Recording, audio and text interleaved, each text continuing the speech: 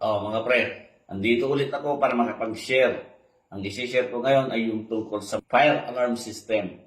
Yung nauna na video ko ay tungkol sa conventional fire alarm system. Ngayon, ang isi-share ko ay yung tungkol sa addressable fire alarm system. Ngayon, dito tayo. Addressable fire alarm system tayo. Ngayon, dito sa loob ng fire alarm control panel, may mababasa ka dyan na para sa AC, tapos DC, tapos yung pagkukunikan ng mga device. Dito sa AC, may nakasulat dyan na N para sa neutral, E para sa earth or ground, tapos L para sa live. Yan.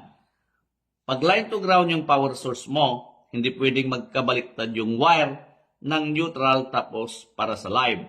Dahil yung live, nakakonect yan sa breaker, samantalang ang neutral ay nakakonect yan sa neutral bus bar or ground bus bar.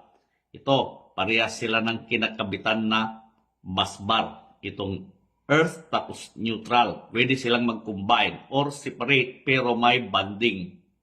Ngayon naman, pag line to line, pwede siyang magkabaliktad dahil parehas na live yun na nakakonect sa circuit breaker, branch ng panel board. Ngayon, ang nagpapagana dito sa mga devices na to, battery. Bali, 24 volts sila. Kaya 12. Naka-series connection siya. Yan.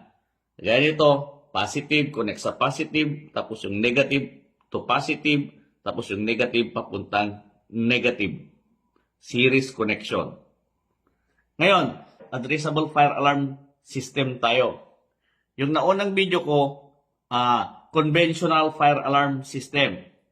Pag i-compare nyo yon, ang wire nun, 2 lang. Compare dito, 4. 4 yung wire sa isang branch na loop. Loop 1, loop 2.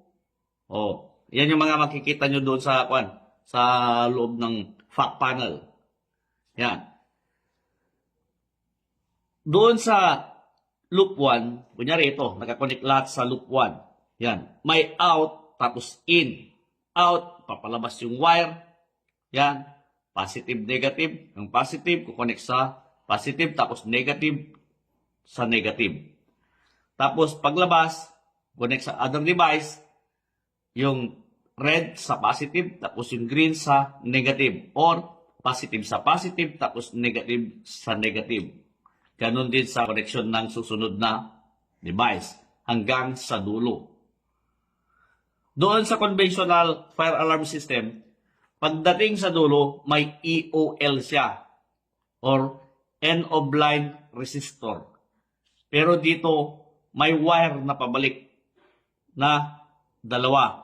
Ito yun, papuntang in sa loop 1. Yan. Parang itong buo na ito, isang branch sa fact panel. Tapos kunwari may pangalawang branch ka pa, yan, para sa loop 2. Compare natin yung tungkol sa conventional dito sa addressable. Dito sa addressable, sa isang branch, kunyari sa loop na ito, 4 na wire.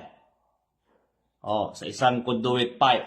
Dito, tigda 2. Tapos, ganun din dito. Tapos, yung tungkol sa sound, tapos zone, magkahiwalay.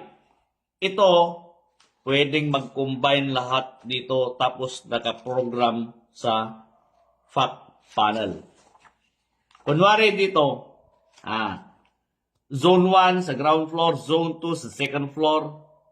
Kunwari may sunog sa second floor, makikita mo siya sa zone 2. Mag-a-appear dito sa fact panel. Samantalang dito, nakaprogram siya. Makikita mo yung device na may problema, tapos kung anong location na floor. Compare mo dito. Mas advanced ang addressable fire alarm system. Yan.